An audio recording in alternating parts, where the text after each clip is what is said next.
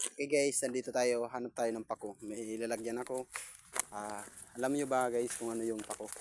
Ito yung pagkain para sa probinsya namin. Hanap tayo ng pako dito.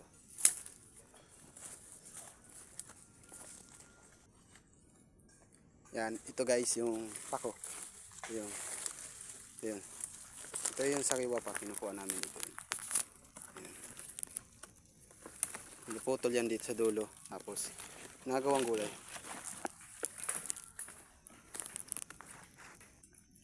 May nakita pa ako guys. Yun. Masarap to guys. Lalo kung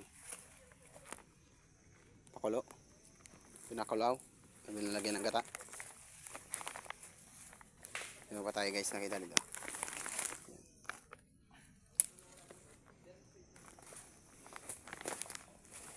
Kahit hindi mo guys tingin mabuti, yun tayo makikita dyan. Yan, maliliit. Yan. Ba, madami dito. Ayos. Kailangan mo lang sipagan yung paghahanap. Dalawang klase guys yung pako. Yung isa di mo malata. Pero ito sa amin kinakain to. Yan. Yan, yan. Balbot na yan.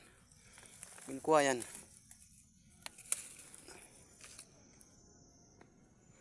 Ayun pa tayo sa dulo nakita.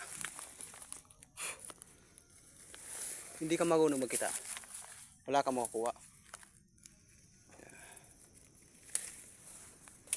Yun pa.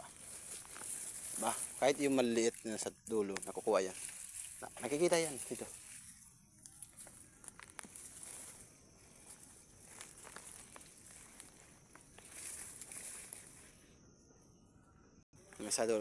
Nasa dulo guys, may nakita pa ako. Medyo malalaki. Kunin natin. Yun, dalawa. Isa dito sa baba, yan.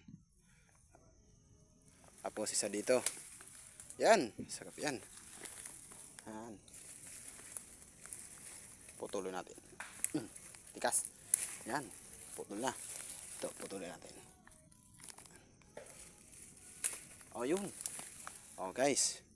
Medyo marami-rami na. Pero kulang pa rin to. Kailangan natin yung marami-rami dito.